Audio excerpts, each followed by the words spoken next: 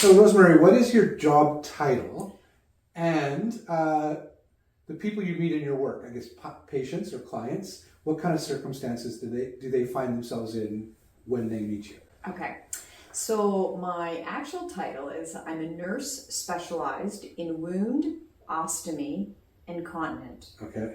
Wound being, there's all kinds of different wounds, diabetic wounds, malignant wounds, surgical wounds.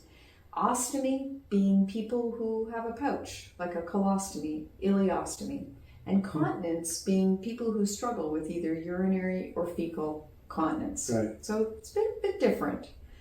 When I think about the people that I meet, my patients, their families, I want to say that they're going through some real medical challenges, and so that their world has really been disrupted. Mm-hmm. For some of those patients, they're actually going through elements of being almost shocked by what they're going through because they're coping with maybe a new diagnosis of cancer.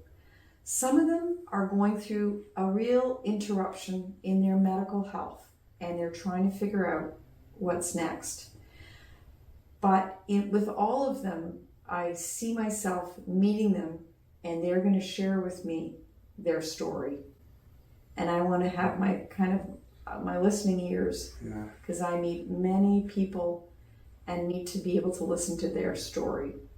It's amazing you say listening ears when we talk about vocation. I know one of the things we're talking about this weekend, and that our keynote speaker's presenting, is how listening relates to vocation. But you're bringing this idea of listening to the patient or to the people that you're caring for.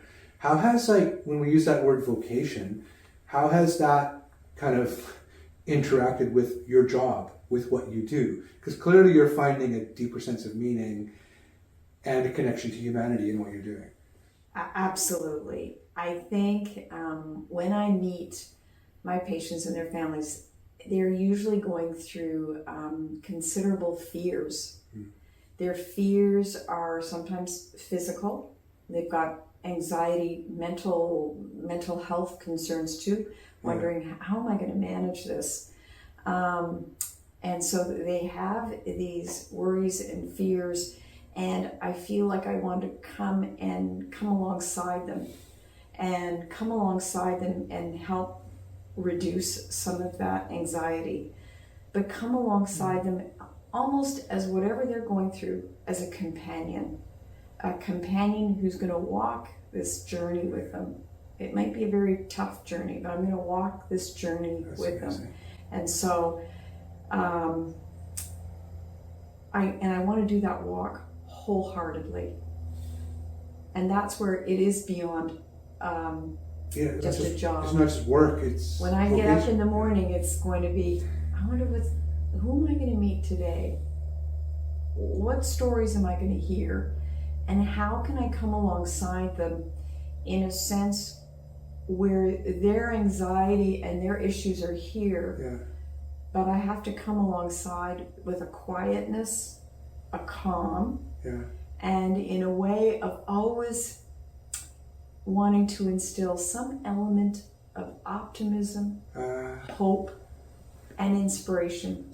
And even Todd, if the situation is palliative, I want to take them through some sort of the final chapters of their story, the final chapters of completion, conclusion, and walk along in that fashion. It strikes me how, I'm saying this as a minister or whatever, but how pastoral that work is. Like how, and I can hear in your voice what a privilege that is to walk with people, to be alongside people at times like that, right? It is. Yeah. It is an incredible privilege that somehow I'm introduced into the mix when they're going through a very, very stressful time. But the walk isn't alone. And what I'd like to say is, what are the bright spots in my vocation? The bright spots are, I know this sounds maybe a bit funny, but it's I'm walking, my pathway is taken alongside, not in a coincidence, but in ways where, have you ever heard the expression, a God moment Yeah, for or sure. God. Yeah. So for me, those happen over and over, and I realize that my pathway, it's not coincidences. Right. That angels are guiding me at times daily, and with that, that's the bright spot. Yeah. That's the bright spot where I know my walk is being guided by a divine hand. Yeah. But you know, Todd, there are people when they come to see me, and this really touches me. Yeah. They're maybe not of the same faith Sure. as me, Sure. but they come in and they've been appreciative of care. Often it's the ostomy patients, because you know you're struggling with having a pouch or Yeah. whatever and adjusting. But they'll tell me that they're praying for me. Yeah. They say our prayer community prays for you, Rosemary. Yeah. And that really Incredible. touches me, Yeah. that they're praying for me. And usually I almost get emotional and I say to them, thank you, because I need that too. And because I believe their prayers. And there are angels above who guide me Yeah. to people, their patients and families. It must, I mean, to put it this way is, oh, that must be so hard on you, whatever, any job where people are working with people in need or difficulty or whatever, you sometimes get that almost like, not condescending, but the kind of, oh, that's so good you do that kind of work. It's so, but I think the compassionate piece of that as people speak like that is the understanding that kind of work does come with kind of an emotional toll or mental health toll. What do you do with that? It does. I always want to make sure that I give people all of my time, so that at the end of the day when I go home and I'm having supper, I don't think, oh boy, that phone of mine was going. I was rushed, and Oprah's words, make sure you are present for them, and I want to be present for them. So, because sometimes in the midst of the chaos, and there was a lot of chaos during COVID, and there still is a lot of chaos, I like to push that aside and make sure I'm there, because their circumstances are very intense for them, and I don't want to be distracted.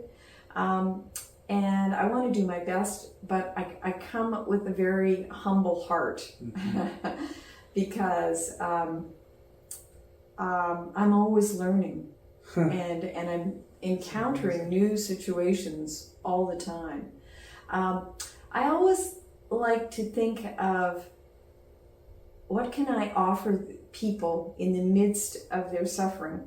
And what I'd like to bring to them is sort of my world of the latest research. I want my practice to always be evidence-based. So when I come alongside to them, I can say, you know what, I've been doing some research, and we've got some ideas here, so that to me is something that's fulfilling when I think of my job and the vocation. That's the professional aspect. That's the professional side, where I go, hey, I can bring alongside what I've just heard at conference, and that can be a little piece that can potentially help them. Another thing, I want to give you an example of that, and this is what I'm particularly passionate about right now, because October is Breast Cancer Awareness Month. About 2 years ago, I came across information related how you can prevent radiation dermatitis. And women and men who get breast cancer, 90% of them will have to have radiation. And so I've come across this new information, and lo and behold, women are coming to me because it's on blogs, and they're saying, Rosemary, we hear about this special soft silicone film, Mepitil film. Can you put it on me before I start radiation?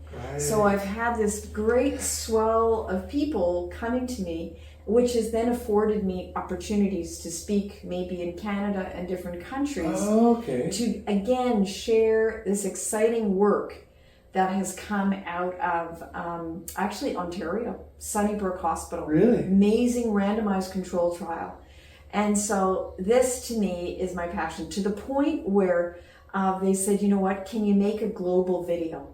So we've created a global video that's on YouTube. Oh, that's fantastic. Because it would be really nice for spouses or sisters to help their loved one apply this film, and it protects them. And it's like from complications, of difficulties. radiation. Because with radiation, Yeah. it's like you can get a burn. Yeah. And in some instances, it can be quite profound.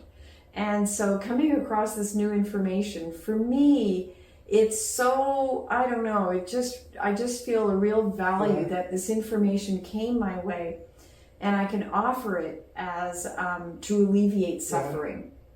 So these are things that it's fantastic. And October, Breast Cancer Awareness Month. I want the world to know that this exists to help other women with breast cancer. I'm so struck by the coming together of that professional aspect and that pastoral aspect, the compassion, the care aspect, which I know in your line of work in healthcare is talked about all the time. Those two things and how they go together. Yes. You could have someone with wonderful bedside manner, so called, but if they don't know what they're talking about, right?